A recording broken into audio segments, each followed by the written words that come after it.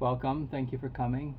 Uh, I do want to start with just having you describe a little bit about your journey, especially as it relates to the New York art world and how you kind of collapse those experiences into your work with social justice. So if you'd like to start there, that'd be great, and we can kind of build from that point. Sure. Well, thanks for having me. I'm happy to be here and share a bit about my experience.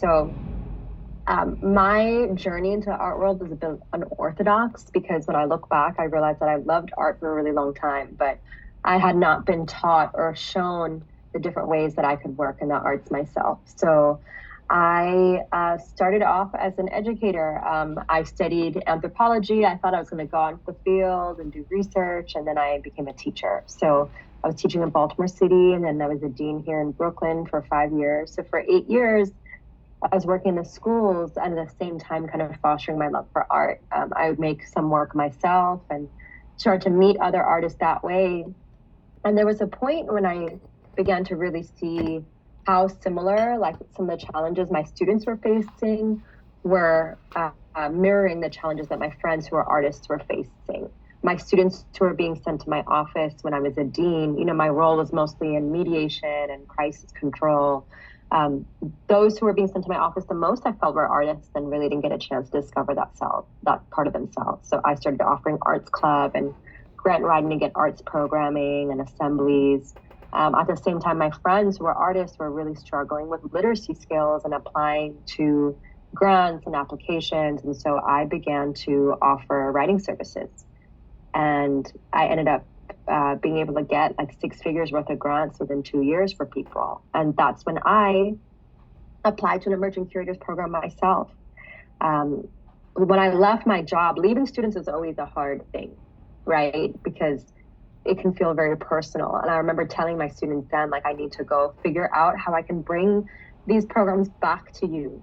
And so I started developing youth programs at the same time as developing my career as an art curator, and have been able to direct 4 youth programs since the pandemic, which are involving some of my former students. So those programs include photography, fine art, gardening, and then I also have a project in Haiti because I'm very interested in ecology and the climate crisis. Could you maybe help students understand where you're located? Could you help students understand where you're located and how that relates to your project in Haiti? Yes, for sure. So I'm located in Ocean Hill, Brownsville. This is the longest I've kind of lived anywhere. I moved a lot growing up, and the first communities where I really felt like I was a part of something and I found some friendship were through collectives run by my Haitian friends here in Brooklyn. So I really found that the longer I was living in Brooklyn and calling it home, that I was seeing the connection between Brooklyn and the Caribbean, particularly with my friends, some of the first artists I worked with who were Haitian. So my very good friend Sydney runs Grown in Haiti, which is the reforestation organization, and he shared with me his vision to create a community center. This picture is actually by our first forest in Haiti. This is where we have to walk to get Wi-Fi. So I think it's a funny Zoom background. And so similarly, I offered my skills as a writer to proofread and work on a sponsorship deck, and ended up now 5 years later being a key part of the fundraising and spreading awareness about the organization to folks, but particularly to artists here in Brooklyn.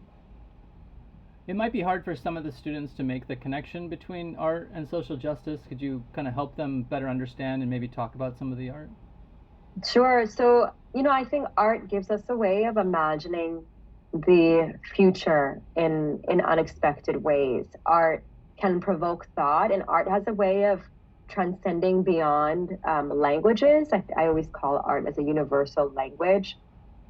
I think that art has catalyzed different movements around the world, and the way I really see that happening, I think, here between Brooklyn and Haiti through art, is that a huge part of the funds we've been able to raise for Grown Haiti have come through contributions by Haitian American artists here in New York, who are donating an artwork and working with me to help place it. And they're earning funds for it, but also donating a percentage back to the land in Haiti.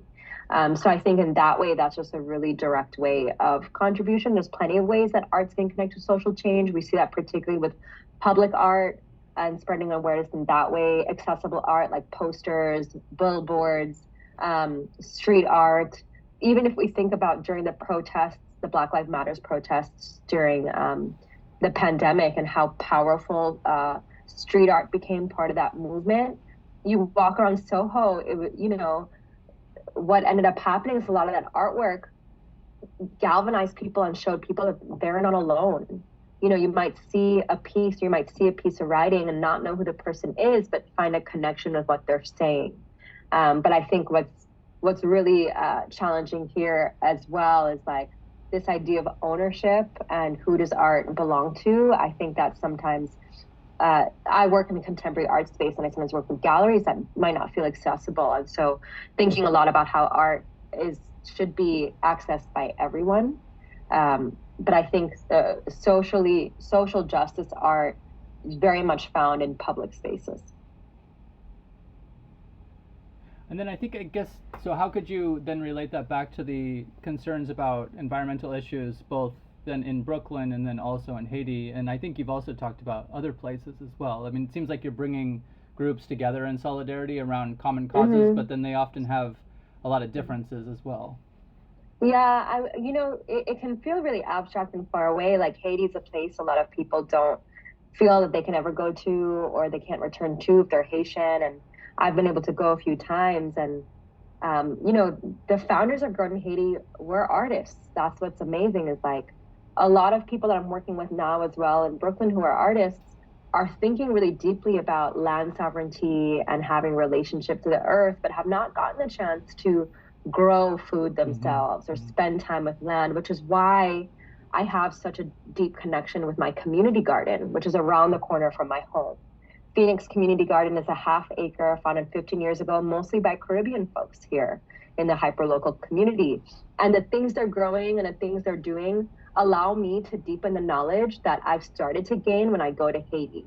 So I found this connection of like a hyperlocal organization that is very much engaging with the same things Grown in Haiti is engaging with, which is how do we redistribute crop and food in a way that makes it accessible? How do we allow people to start imagining more expansively what their nutrition can look like? So during COVID, Phoenix Community Garden started an elder box program where we contributed about 80, for 80 elders in the community, we gave them free produce every week for about a year and a half. That connects in its mission to what Grown in Haiti is doing, which is growing and redistributing fruit-bearing trees. A lot of our region, our village in Haiti is particularly focused on monocropping, which means that they're growing on average, about 50 to 70% of the Haitian labor force is in agriculture, and mostly people are growing 1, 2, or 3 crops a year to sell and market. What Grown in Haiti is modeling and doing is how do we grow a biodiverse food forest that has lots of different types of trees and then is giving them back out to the community. And so we've seen that with the elders and also with the youth. And that's what I love about Phoenix Community Garden. And I'll even show you all like a little picture where some of our founding members. That's what I love about Phoenix Community Garden and the way it connects to Grown in Haiti as well, is that the impact is slow and steady. But we are seeing it in that people who never had a chance to grow or garden have now become avid gardeners. They're growing their own food and then sharing it back to our neighborhood as well. That's amazing. Yeah, I really like the metaphor of growing as well, right? So it's growing in reality and then growing the social group as well. Exactly. And, I think what's really incredible here too, and the connection I find in art and community building is like generational knowledge. Like here's Marcia Jensen. She was a founder of Phoenix Community Garden, and she's become like my Brooklyn mom, right? And she was the founder of this garden. And you can kind of see the growth and have knowledge passed on to you that has been cultivated by people having that hands-on experience. There's only so much you can learn from reading and writing. Right? But then if, in terms of practical knowledge, that's what I love about Grown in Haiti as well, is the work they're doing was passed on by their mothers and their grandparents. This is not us reinventing the wheel, but also in the age of technology, thinking about how we can then spread this message and spread this knowledge more widely. Yeah, I got you. I'm also wondering then, I guess, the student population that will be first viewing this is largely thinking about crime and kind of social disorganization in their communities. I know you've spoken about in some of your writing about kind of going up against those narratives, those dominant narratives of kind of some places are worse than others or less developed than others. I think you had mentioned or equality labs as being one of the examples that you've kind of pointed to help you kind of push back against those dominant narratives. Could you maybe speak about that a bit and help students understand, where you place that knowledge within this effort that you're yeah yeah, for sure. So earlier this year I started to work on research around a concept called South Asian futurism, and I'll give you just a little peek here. So South Asian futurism was me kind of exploring the diversity of the South Asian diaspora. And as I was exploring, I came across a number of artists who are looking at different forms of futurism that's informed by their specific regions. So, for example, we have Vishal Kurmaswamy, who's a Dalit artist coming from Kannada, and we have Subhash Devi Limbu, who's an Adivasi or indigenous artist from Nepal. And these are people who have had diversely and vastly different experiences than me. But what I came to learn is that if I was going to talk about South Asian futurisms, I had to talk about caste. I had to acknowledge how much the caste system has impacted our diaspora and our region. And an organization I came across is called Equality Labs. Equality Labs is a civil rights organization dedicated to ending caste inequities, particularly here in the United States. And they have led research that has proven that caste discrimination exists, particularly in places like Silicon Valley, in big tech, and they have been championing to get caste added as a protected class in different universities, and very recently successfully were able to have it passed as a protected class in California. The reason that Equality Labs has been able to do this is because of their dedication to data gathering, right? They've conducted many surveys of people who are working in certain organizations or certain regions and gathering not just quantitative, but also a lot of anecdotes. And also creating systems where people feel safe enough to come out and share what they've experienced. The tricky thing about caste and coming out as coming from a caste oppressed community. So when I say caste oppressed community, I'm talking about historically the caste system, which is codified by Hinduism, has ranked people into four main castes, Brahmin being at the top, and untouchable, Dalit, Adivasi people being ranked entirely outside of the caste system. This has often been linked to different jobs and access. So when you're asking someone to share their experience of being outside of the caste system, that also means that they're going on record and sharing their caste location when perhaps they have never before. And so what Equality Labs does, and I'm just showing you a little peek here, is they have a lot of resources where people can get informed about caste. But in tandem to that, they've also created workshops where they're starting to create workshops where people can engage in somatic healing. So it's not that they're just offering the information, but they're also offering methods and techniques to allow that information to move through the body. So thinking a lot about how trauma can, get trapped in different parts of the body as well. And a main mode that they share their information is through art. So every year, the Equality Labs, they some of the folks who are founders of Equality Labs also founded Dalit History Month. Dalit History Month happens every April for about the last 10 years. And I'll share a peek of another article. The amazing thing about social media is it's allowed people who were previously disconnected to find connection to one another. So a lot of, caste abolitionists and activists are building community online and able to share memes and information and illustrations online. So here's just a few examples of images that I gathered from the last Dalit History Month. And the way that this engages with social justice is it's highlighting key civil rights movements and events related to Dalit rights activism. It's highlighting key activists and leaders, and it's also highlighting current and present day atrocities, meaning things that are happening, particularly in India, that are uh, enacting violence onto people who are coming from these marginalized communities. This artwork is allowing those incidences and those stories uh, to be heard. I think in the past, these things would be swept under the rug or under the radar. And so now I think so the combination of art and social media has allowed some of this information to spread. Excellent. Thank you so much. You're welcome.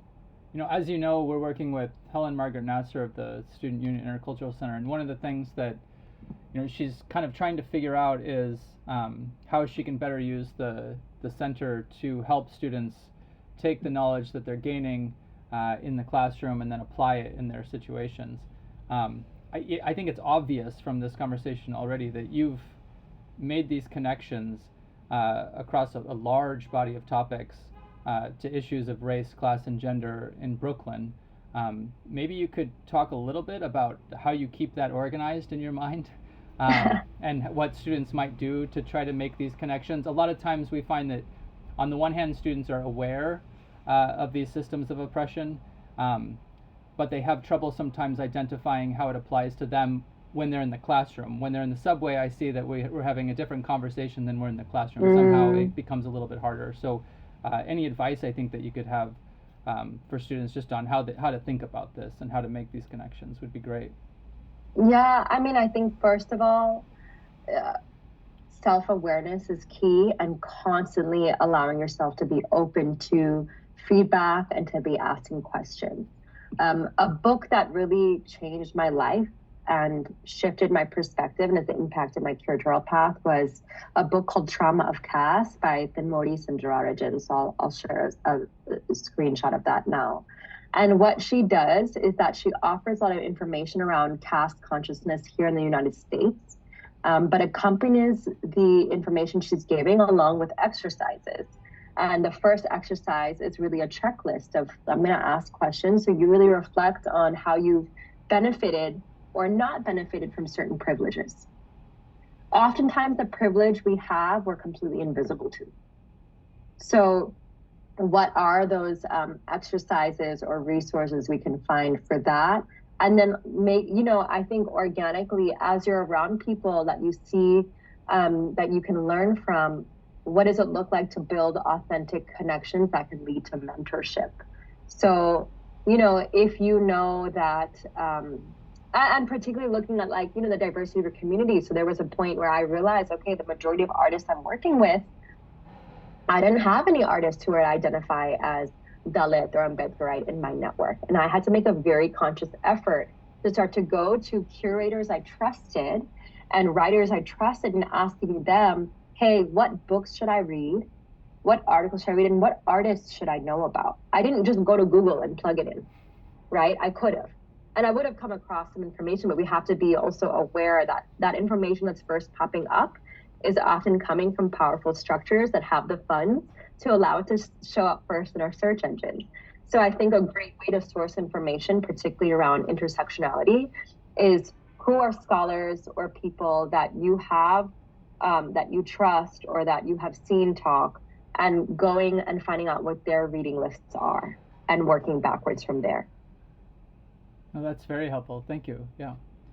I guess the part that we're also, taking that idea of building authentic relationships towards mentorship, how might you think about that in, from the institutional point of view of what could a community college do to establish those partnerships and have a fair exchange, I think, that way. Do you have any ideas on that?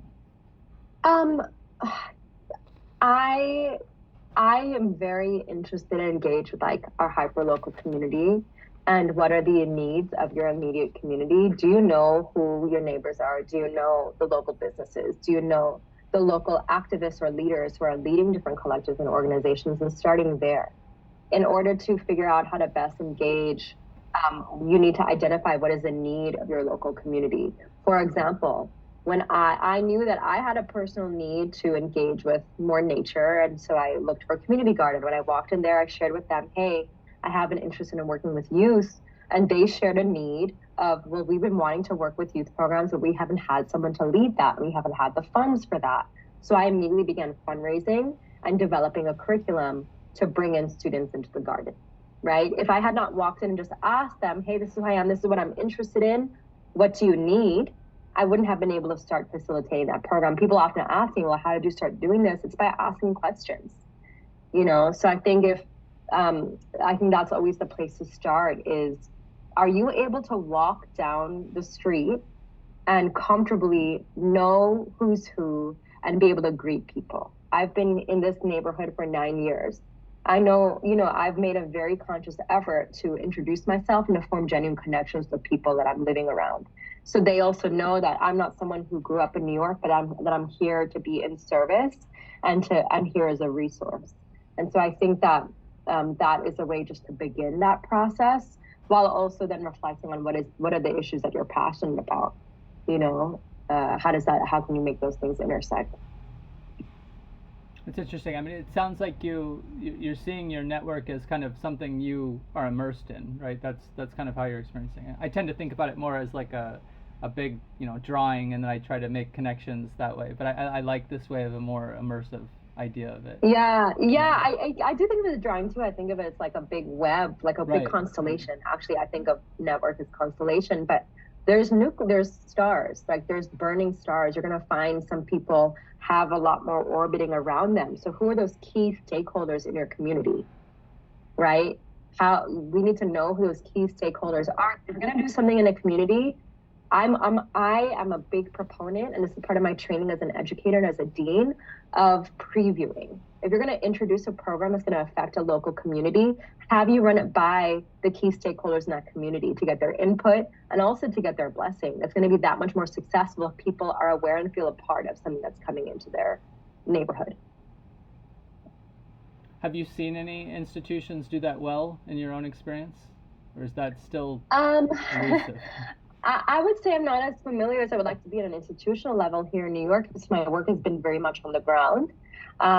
I do, in terms of preview and warm touch, I don't think I have seen it, but that's not to say that it isn't happening. I think I just might not be aware. I like the work the Brooklyn Museum is starting to do. They do a lot of work with youth. I'm also starting to engage with and observe the Vera List Center. I think that they're doing a lot of good work around social justice. And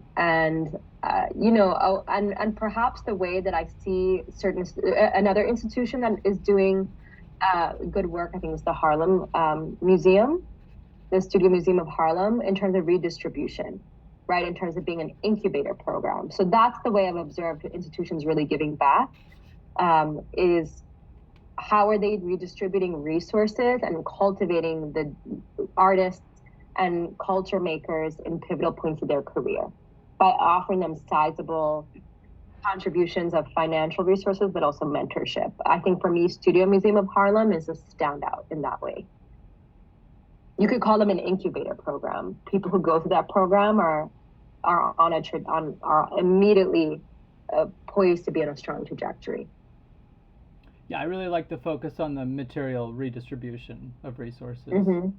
A lot of students are going to be thinking more about kind of rights talk and how people think about social justice that way, about what rights they have. And I guess, has rights talk come up in the work that you're doing? Do some of your clients or some of the people you work with talk about rights? Do they talk about the limitations of the court? How do they see the U.S. legal system? I mean, there's three pretty loaded questions. But, so, I mean, any of that would be helpful for them to kind of think through. Yeah, I mean, I work with a lot of artists, and I think in terms of legal issues, I'm going to speak about it a little bit more generally. The legal issues that tend to come up are around ethical appropriation, unethical appropriation. So, I sometimes have artists who feel that their work is being copied by another artist, and so what are the limits and protections of that? Another way that I'm seeing issues of legality come up for artists is around when their work is being bought and then sold without any credit going back to the artist.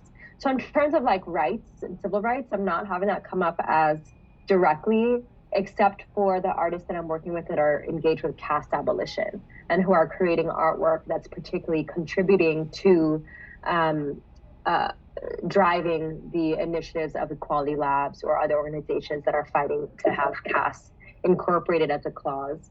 Um, I think for the artists that I'm engaged with more specifically right now, they're really thinking of how do I protect myself, and how do I make sure that my art's not bought and flipped in an auction house, and what does it look like to even have a sales contract in place that can protect me for that? There's nothing codified in New York that protects an artist from that right now. We have no union, we have no industry standards, we have no place to go outside of contracting a private lawyer, right, which is very costly in itself.